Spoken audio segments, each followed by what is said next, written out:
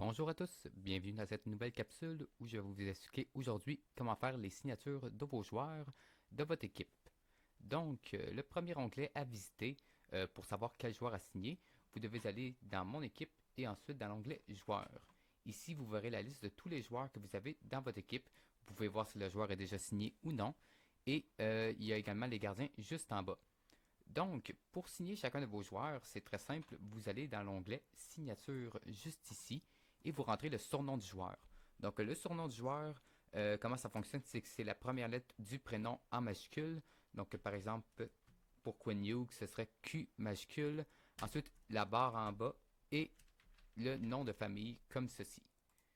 Vous cherchez et ensuite, vous avez le joueur juste ici. Donc, comment fonctionne le simulateur de signature? Le simulateur de signature prend en fonction plusieurs critères pour savoir si le contrat sera accepté ou non par le joueur. Tout d'abord, on a la force du joueur, donc un peu comme dans NHL, l'overall du joueur. Euh, Vous avez ici le salaire qu'il faudrait lui offrir selon son overall. Donc, vous voyez que Quinn Hughes, vu que c'est parmi les meilleurs joueurs de la ligue, pour qu'il soit accepté au moins à 60%, il faudrait lui donner 13,29 millions. Donc, c'est ça ici, ça c'est un des premiers facteurs. Sinon, les autres facteurs aussi qui influencent cette petite liste-là, il y a également l'âge du joueur, le nombre de coupes que le joueur a remporté, la force de votre équipe.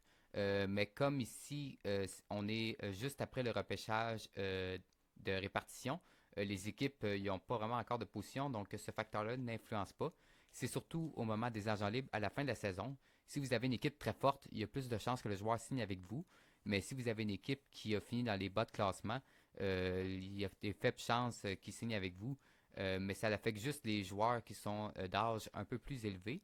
Les jeunes joueurs, eux, ça leur dérange moins, comme toute logique.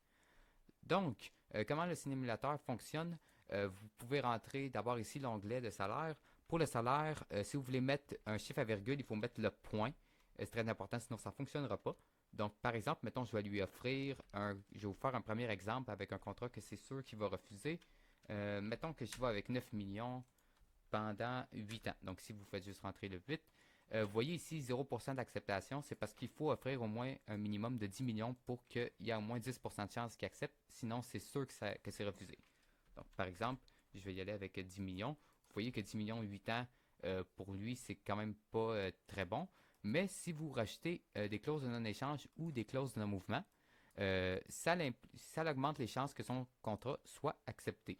Donc, ce que ça fait une clause de non-échange, c'est que si votre équipe est dans le top 10 du classement, vous pouvez changer le joueur juste dans une autre équipe du top 10. Si elle est en dehors du top 10, vous ne pouvez pas échanger votre joueur à une équipe qui est plus faible que la vôtre. Donc, c'est ça que ça implique, la clause de non-échange. Puis la clause de non-mouvement, ben, c'est la même chose que la clause de non-échange, c'est juste que ça rajoute le fait que le joueur doit être dans votre alignement automatiquement. C'est pour ça que ça vaut juste 5%. Donc, c'est ça pour les clauses. Donc, ensuite, une fois que vous avez tout révisé votre offre, vous cliquez sur Proposer et vous voyez ici, le joueur a refusé l'offre. Donc, vu qu'il a refusé l'offre, il faut encore aller le réécrire ici pour mettre les informations à jour. On a le joueur et maintenant, vous voyez, le pourcentage d'acceptation minimum est de 15%. Donc, il faut qu'on lui offre un pourcentage ici d'au moins 15% pour qu'on puisse réessayer pour lui renvoyer une nouvelle offre. Normalement, il y a un nombre d'essais maximum pour signer un joueur. Sinon, ce serait bien trop facile, là. Mais ce nombre-là est à l'infini présentement parce que c'est juste après le repêchage d'expansion.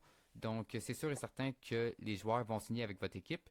Mais vous allez voir, une fois qu'on va avoir signé le joueur, il va avoir juste 3 essais euh, pour qu'on puisse le re-signer à nouveau. Donc, par exemple, je vais essayer de lui offrir un contrat d'un an. Euh, Mettons que j'y vais avec 15 millions un an. Puis je peux lui mettre les. Ah, ok. Ici, vous voyez un bel exemple ici, justement. Les clauses de non-échange, les clauses de non-mouvement, on ne peut pas les mettre, on ne peut pas les activer si le joueur expire en statut RFA. Donc, je vais vous expliquer la différence entre les deux, là, entre UFA et RFA. RFA, dans le fond, c'est que le joueur, son contrat va expirer, il va toujours appartenir à votre équipe, même après la date limite des agents libres. Donc, ça, c'est des joueurs que vous pouvez signer plus tard, puis ça, leurs droits restent avec vous. Puis les joueurs UFA, eux autres, lorsqu'arrive la date des agents libres, s'ils ne sont pas signés par votre équipe ou dans le fond, si le contrat n'est pas prolongé puis qu'il lui restait un an de contrat, le joueur va automatiquement tomber aux agents libres et vous risquez de le perdre. Donc, c'est ça la différence entre UFA et RFA. Donc là, c'est pour ça que je ne peux pas lui mettre de clause. Parce que les RFA, on ne peut pas mettre de clause non échange ni non mouvement. Donc, je vais essayer ça. 70%. Voilà, le joueur est signé. Donc, on voit ici le nombre de contrats a augmenté. Donc, mettons que j'essaie de lui faire une prolongation de contrat pour vous montrer le nombre d'essais justement.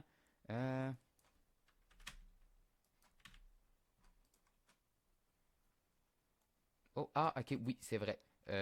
Pourquoi ici est-ce qu'on ne voit pas le nombre d'essais? Parce que le joueur présentement est RFA. Comme le joueur est RFA, comme je vous ai expliqué tantôt, à la fin de son contrat, s'il est RFA, c'est sûr et certain qu'il va re-signer avec vous. Il n'y a pas de nombre d'essais finalement. C'est vraiment juste si un joueur est UFA que là, si vous voulez lui donner une prolongation de contrat, là, il va avoir un nombre d'essais.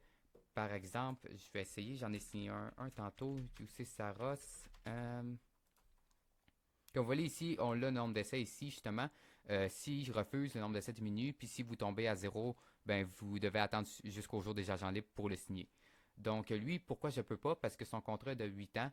On peut juste donner des prolongations de contrat lorsqu'il reste un an de contrat, comme avec Quinn Hughes tantôt. Donc revenons justement à lui, Quinn Hughes, et essayons de lui offrir une prolongation de contrat. Donc je vais y aller avec 14 millions, par exemple, pendant 8 ans. Puis je vais lui mettre les clauses que ce soit accepté. Et vous voyez ici, le joueur a été prolongé. Donc, nous avons aussi d'autres types de contrats dans la ligue. Par exemple, j'y vais avec un prospect, Scott Morrow, qui appartient à l'équipe. Donc, juste ici. Vous voyez ici, il y a une charte de salaire, mais cette charte de salaire-là ne fonctionne pas lorsque c'est des joueurs qui sont à leur contrat d'entrée dans la ligue. Par exemple, Scott Morrow, lui, il n'a jamais eu de contrat. Donc, même si j'essaie de lui offrir... attendez, non, c'est pas lui. C'est pas Scott Morrow, c'est Cole Sillinger. Là, ici, même si j'essaie de lui offrir un salaire de, par exemple, 1,5 million, 3 ans, ici, vous voyez, ça dit que le salaire doit être de 0,95 million, ouais, 0,95 millions maximum. Donc ça vous donne un indice que c'est un joueur qui est sur son contrat d'entrée. Donc vous devez vraiment lui donner ce salaire-là. Puis vous devez lui donner un minimum de 0,775 millions. Si vous y allez avec 0,7, ça va vous dire de le mettre à 0,775. Donc par exemple 0,775. Et la durée pour des contrats d'entrée est très spécifique à l'âge. Si le joueur a 21 ans et moins, vous devez lui donner 3 ans. 22, 23 ans, 2 ans. Et 24 ans ou 25 ans, c'est 1 an. Donc ici, on est obligé de lui donner 3 ans. Sinon, vous voyez ici, ça va vous le dire, le contrat doit être de 3 ans. Donc ça, ces joueurs-là, c'est sûr et certain qu'ils signent avec vous.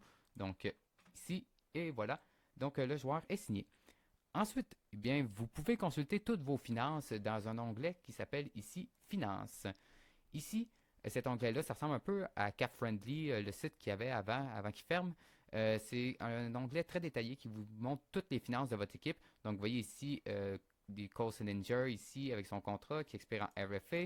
Et on a ici Quinn Hughes.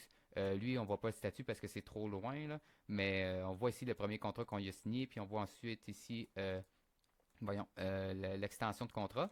Vous avez ici votre capite, donc 19 millions sur 88. Il vous reste 69 millions. Le plancher est de 40 millions, donc vous devez vous rendre au moins à 40 millions. Vous avez 3 contrats sur 50. Et ici, c'est des joueurs qui restent à signer. Donc ça ici, c'est les prospects que vous devez signer, puis vous avez une date limite pour les signer. Donc juste ici. Et ici, c'est des joueurs que vous devez signer pour l'an prochain. Nous, on n'en a pas. Les joueurs sont signés pour plus qu'un an. Donc, pourquoi est-ce que ces joueurs-là sont là et ne sont pas ici? C'est à cause qu'ils doivent être dans l'alignement. S'ils veulent apparaître juste ici. Donc, est-ce que ça change qu'ils soient dans l'alignement ou pas? La seule différence, c'est si le joueur a un contrat supérieur à 1,2 million, je crois. Dans le fond, ce qui se passe, c'est qu'on va réduire 1,2 million à ce chiffre-là. Donc, c'est pas 15 millions qui va s'appliquer sur la masse, c'est environ 13,8 millions qui va être appliqué. Donc, c'est pour ça que notre masse est juste de 19 millions, parce que si on additionne ici 6,3 plus 15,775, ça ne donne pas 19. Ben, c'est à cause de ça. Je vais vous montrer comment la différence une fois qu'ils sont dans l'alignement. Donc, vous allez ici dans Alignement et vous rachetez votre joueur. Donc, par exemple, je vais racheter Quinn Hughes.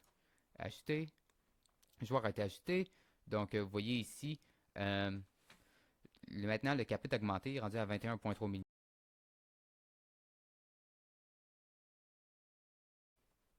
Donc voici sinon quelques onglets extra que je peux vous montrer qui ont rapport avec les signatures.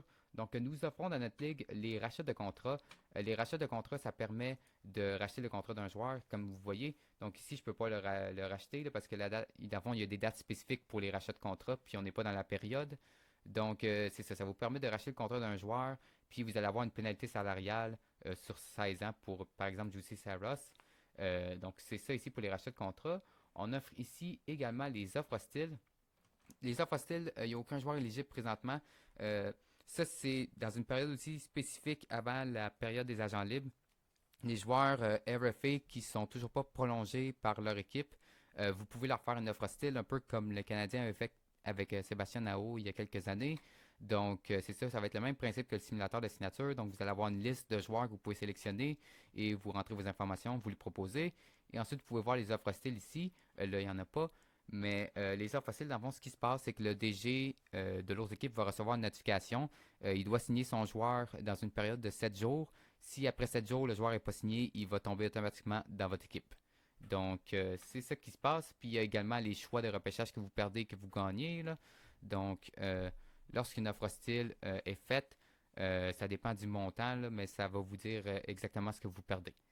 Donc, voilà pour les signatures de votre équipe et merci pour l'écoute.